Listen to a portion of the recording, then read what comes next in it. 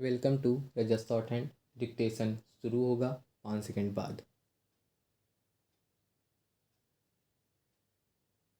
Start. सभापति महोदय, ये शब्द मेरे नहीं हैं बल्कि राष्ट्रपिता के हैं। जो लोग आज सरकार में बैठे हुए हैं, क्या वे अपने दिल में सोचेंगे कि यह देशद्रोह शब्द बालकों को अंग्रेजी पढ़ाने के लिए राष्ट्रपिता का कहा हुआ है?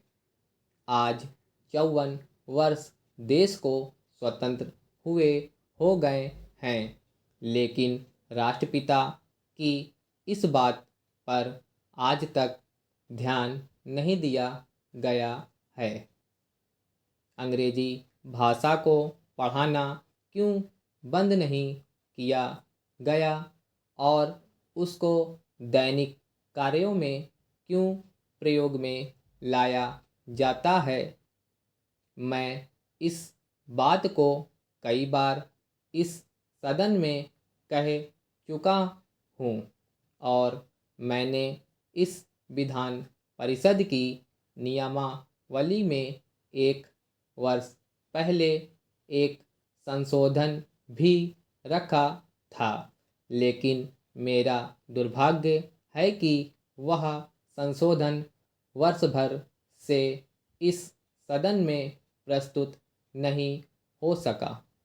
मेरी अपनी राय है कि कम से कम दैनिक कार्यों के लिए यदि सरकार अंग्रेजी भाषा पर बंधन लगा दे तो बहुत अच्छा हो, और जो यह अनुशासनहीनता है वह भी समाप्त हो जाए। सभापति महोदय, जैसा कि मेरे मित्र ने कहा, लड़कों के माता पिता अंग्रेजी का प्रयोग करते हैं और उनके शिक्षक भी उसका प्रयोग करते हैं। फिर बालकों पर उसका प्रभाव क्यों नहीं पड़ेगा? मैं उनसे सहमत हूँ कि बालकों में नकल करने की आदत होती है, जैसा वे अपने बड़ों को करते देखते हैं वैसा ही वे करते हैं। अगर हम कोई बुरा काम करेंगे तो उसका प्रभाव बालकों पर अवश्य पड़ेगा। आप देखेंगे कि जिस मनोवृत्ति के माता पिता और शिक्षक होते हैं उसी प्रकार के बालक भी होते हैं। हम दूसरों को तो परामर्श दे देते हैं, लेकिन स्वयं उस पर अनुपालन नहीं करते। इसके साथ ही साथ हमको शिक्षा प्रणाली की ओर भी ध्यान देना है। शिक्षा के जिन तरीकों को आजकल अपनाया जा रहा है वे वास्तव में लाभकारी नहीं हैं।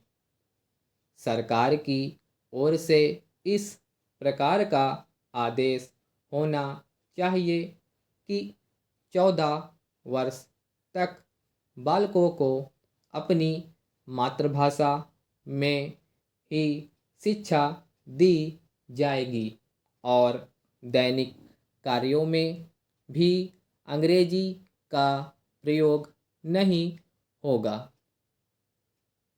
इस प्रस्ताव में अनेक महत्वपूर्ण बातों की ओर ध्यान दिलाया गया है। मैं समझता हूँ कि जब माननीय मंत्री जी इसका उत्तर देंगे तो कह देंगे कि हम बहुत सी बातों पर कार्यान्वयन कर रहे हैं, लेकिन मैं समझता हूँ कि उन पर कोई कार्यान्वयन नहीं हो रहा है। स्टॉप।